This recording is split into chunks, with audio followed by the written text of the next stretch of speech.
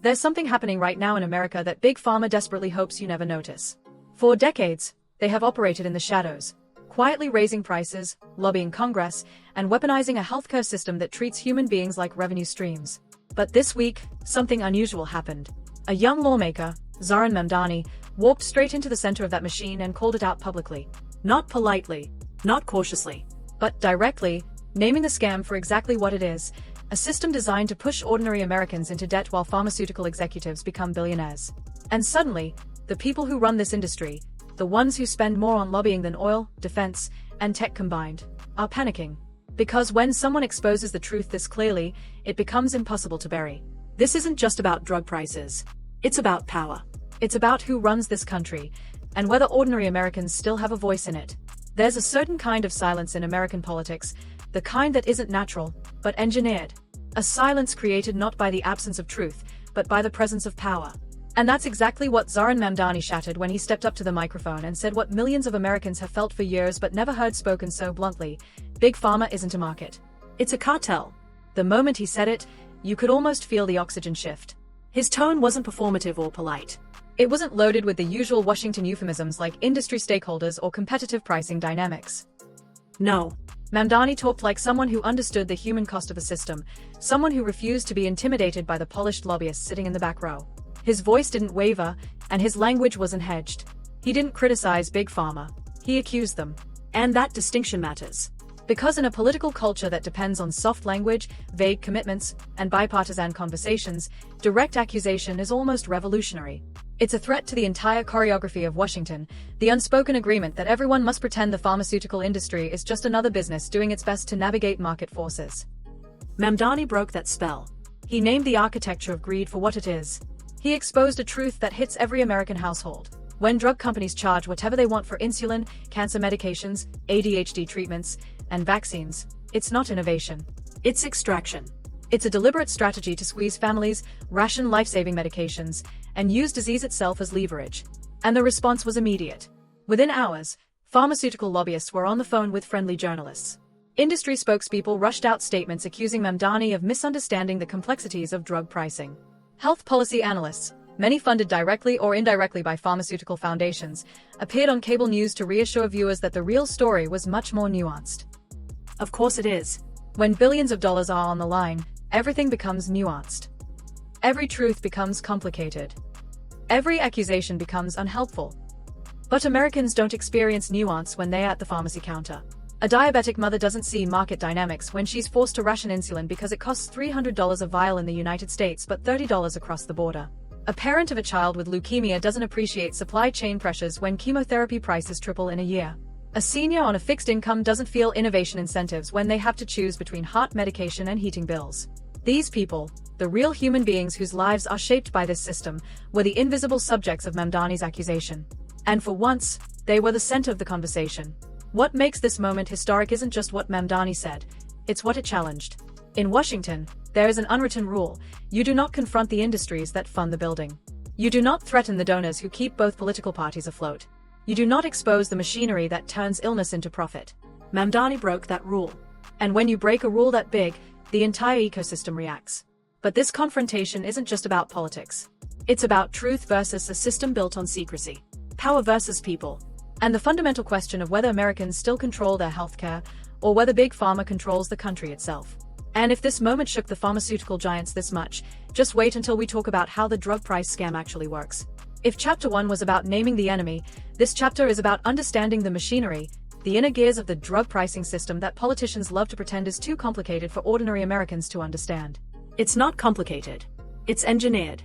And once you see how it works, you can't unsee it. Because this isn't a marketplace, it's a legalized shakedown operation dressed up as healthcare policy. Let's start with the first scam: patent evergreening. This is where drug companies take medications whose patents should be expiring, meaning cheaper generics should be entering the market, and instead tweak something insignificant. They change a pill's coating. They adjust the dosage. They alter the delivery mechanism. And they file a brand new patent. Suddenly, their monopoly is extended for years. Not because they invented something groundbreaking, but because they rearranged the furniture and called it innovation. And this isn't speculation. Studies from the FDA and multiple independent researchers show that nearly 80% of new drug patents filed in recent years were actually for existing medications, not new medicines. 80%. Just let that sink in. Then comes scam number 2, pay for delay deals. If a generic drug company tries to compete, Big Pharma simply pays them to stay quiet. Literally. They give a competitor a fat check and say, don't release your cheaper version for the next few years. Courts have repeatedly caught companies doing this, calling it anti-competitive and harmful to consumers. But the fines? Barely a fraction of the profits. It's like issuing a parking ticket to someone who just robbed a bank. Now combine those monopolies with another shadowy layer, PBMs, pharmacy benefit managers. This is the middleman class that nobody voted for, nobody understands, and yet somehow controls your medication bill more than your doctor does. They negotiate rebates with drug manufacturers, except those rebates rarely go to patients. Instead, they inflate list prices because higher list prices mean higher rebates. And higher rebates mean PBMs take a bigger cut. So the patient pays more, the insurance company pays more, Big Pharma earns more, the PBMs pocket more, and everyone wins except the human being at the pharmacy counter. None of this happened by accident. Congress built this structure, deliberately, line by line, loophole by loophole. Most of the people writing these laws didn't even write them. They were handed pre-drafted policy from pharmaceutical lobbyists, who spend more than any other industry in America, more than oil, more than defense, more than technology. And the result? Americans pay 5 to 10 times more for the exact same medications that cost a fraction in Canada, Europe, even Australia. Same pill, same dosage, same manufacturer, completely different price. Explain that. How can the same insulin vial cost $300 in the United States and $35 in Germany? How can a cancer drug cost $14,000 here and $3,000 overseas? Did Europeans magically invent a better pricing system? Or are Americans simply easier to exploit? Here's the truth the political class won't say out loud. America doesn't have a free market in medicine. It has a captured market, captured by corporations, protected by politicians, and paid for by taxpayers twice. Because here's another layer of the scam. The National Institutes of Health, funded by your tax dollars, bankrolls much of the early research behind major drugs. So Americans pay for the research upfront, and then pay again when the drug is released at a premium price. You pay for the discovery. You pay for the approval. You pay for the marketing. And then you pay for the drug itself at the highest price on earth. Mamdani's critique isn't radical, it's obvious. But it becomes dangerous to the system because it questions the core myth Big Pharma hides behind, that high prices are about innovation. No. High prices are about power, and the willingness of a political class to protect that power. And if this is how the game works in broad daylight, wait until we talk about how Big Pharma controls Washington and the media behind the scenes. If you want to understand why drug prices are so high, you don't start at the pharmacy counter. You start in Washington, D.C. Because the real price of your medication isn't set by scientists, or doctors, or free markets. It's set by an industry that has effectively purchased the political ecosystem meant to regulate it. Let's begin with the uncomfortable truth. Big Pharma is the single most powerful lobbying force in the United States. Not number 2. Not number 3. Number 1, every single year. They spend more on lobbying than oil companies, defense contractors, Wall Street banks, big tech, and the NRA combined. In 2022 alone, pharmaceutical and health product companies spent over $374 million on lobbying. That's not influence, that's ownership. And who are they buying? Everyone. Republicans, Democrats, centrists, committee chairs, regulatory agencies. The very people tasked with protecting Americans from predatory pricing are often financially dependent on the companies doing the predatory pricing. This is where the revolving door comes in. A government official approves a drug. A year later, that same official lands a consulting role with the company they just approved. Former FDA commissioners sit on pharmaceutical boards. Congressional staffers who drafted health policy now work for biotech lobbying firms. Lawmakers retire and instantly become strategic advisors for the very corporations they once oversaw. Imagine referees finishing a game and immediately joining the winning team. That's how Washington works. Then there's the media layer, which is even more revealing. Turn on any cable news network and count how many commercials are pharmaceutical ads. Ask yourself, can a network that depends on Pfizer, Moderna, AbbVie, or Johnson & Johnson ad revenue genuinely criticize them? The answer is obvious. When media profits depend on drug companies, journalism becomes selective. You'll hear about miracle drugs. You'll hear about cutting-edge research. But a story about price gouging? About corporate executives suppressing cheaper alternatives? About political capture? That almost never makes it to air. Because again, the system protects itself. And it protects itself not just through lobbying, but through legislation that quietly disappears. There have been multiple attempts to allow Medicare to negotiate drug prices, a reform supported by over 80% of Americans across party lines. Yet for decades, every version of that bill mysteriously collapsed after pharmaceutical lobbyists launched multi-million-dollar opposition campaigns. Same with bills aimed at limiting patent evergreening. Same with attempts to ban pay-for-delay deals. Same with proposals to cap insulin prices. Every time reform appears, millions flood into Washington, and the bill dies. No fingerprints left behind. No headlines. Just silence. This is how corporate PACs and campaign donations shape policy. When Big Pharma funds both political parties, both parties quietly agree to keep the machine running. There's no debate because there's nothing to debate. The money decides. And this is why Mamdani's comments hit with such force. He wasn't just criticizing corporate greed. He was breaking the first rule of Washington: you do not expose the system that feeds the system. By calling Big Pharma a cartel, he wasn't using rhetoric. He was challenging the political and media infrastructure that protects the cartel.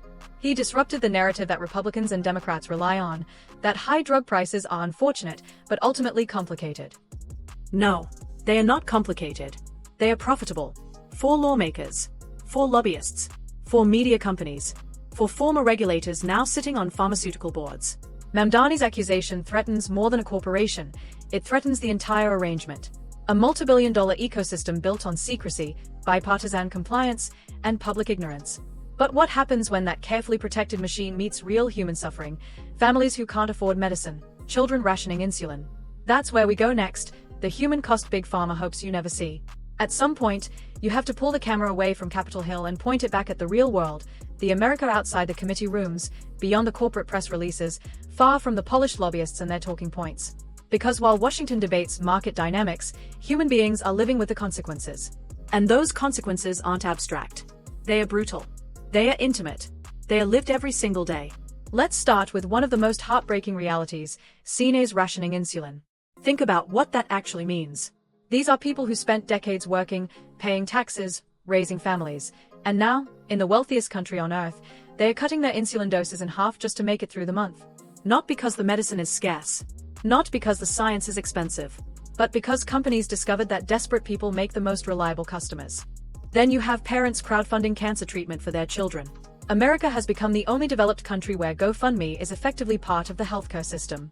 A parent whose child has leukemia shouldn't be online posting, "Please share, please help, we can't afford chemo." But thousands are. This isn't rare. It's normal. Routine. It's become so common we forget how horrifying it is. And then there are veterans, men and women who wore the flag on their uniforms, deployed overseas, risked everything, waiting months, sometimes years, for approval on a medication they need immediately. Not because the medicine doesn't exist, but because paperwork moves slower than disease. Because bureaucratic delays are cheaper for the system than urgency. This is what the drug price scam feels like on the ground. Fear. Uncertainty. Humiliation. People talk about pre-existing conditions, but no one talks about pre-existing anxiety. The fear that one medical event, one diagnosis, one accident, one prescription, could financially destroy a family. That's not healthcare. That's economic hostage-taking. And when illness becomes debt, debt becomes stress. Stress becomes generational trauma. Kids grow up watching their parents choose between refilling a prescription and paying the water bill. They watch their grandparents skip pills because the cheaper alternative is dying quietly. Families that should be thinking about birthdays, graduations, or summer vacations are instead calculating dosages and praying nothing goes wrong this month. Now contrast that with the world on the other side of this system. Big Pharma CEOs earning $20 million, $30 million, sometimes $50 million a year. Executives receiving bonuses larger than most Americans' lifetime savings because they successfully maximized revenue. Corporate boards toasting record profits while patients dilute their medicine to survive. That contrast isn't just economic. It's moral. A country cannot call itself advanced, modern, or compassionate if the price of staying alive depends on the size of your bank account. Civilization isn't judged by its skyscrapers or stock market. It's judged by whether its people can afford the medicine they need to stay alive. This is where Mamdani's argument becomes so powerful. He's not saying this as a partisan. He's not making an ideological speech. He's stating something deeply human.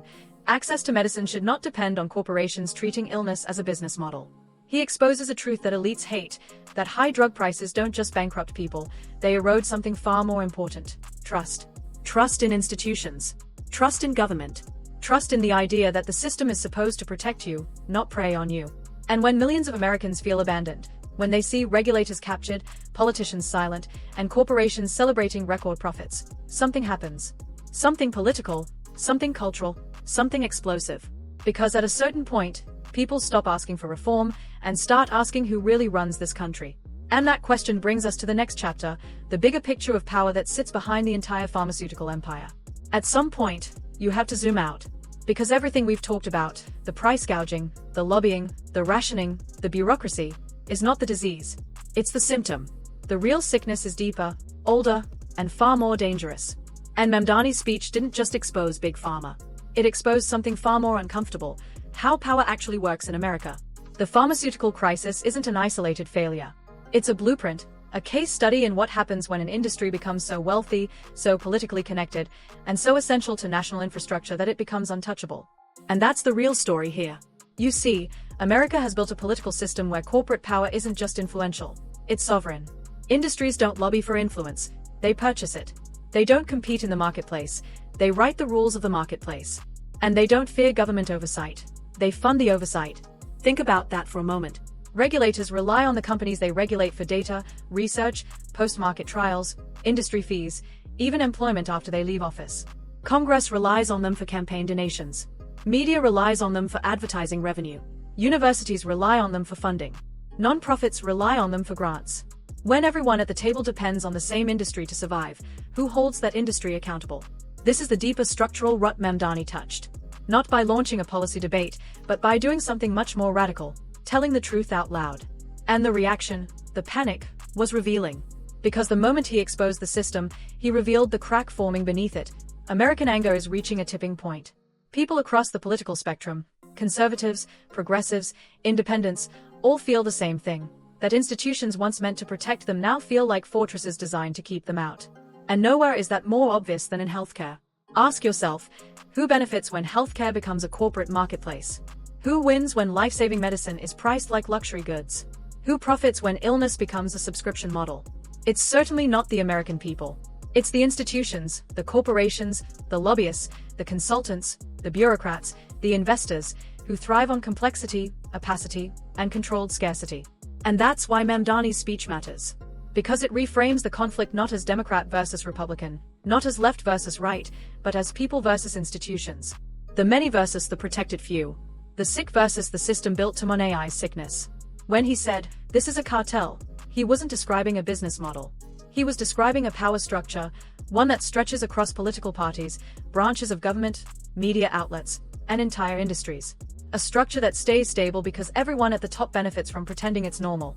And here's the philosophical truth at the heart of this chapter. Reform doesn't begin with legislation. It begins with truth-telling. Truth is radioactive in Washington. It is dangerous. But it is also the only force strong enough to break the spell of corporate power. And truth-telling only happens when people stop being afraid of institutions that have spent decades teaching them to stay silent. That's why this moment matters so much. It's not just about drug prices. It's not just about healthcare. It's about what kind of country America wants to be. A country where industries dictate policy? Or a country where citizens do? A country where survival is determined by your bank account? Or one where human dignity means something? Because here's the real cliffhanger. The part no lobbyist wants you to notice. Once people start questioning Big Pharma's power, they start questioning every other entrenched system of power, too. And that's when real change becomes possible.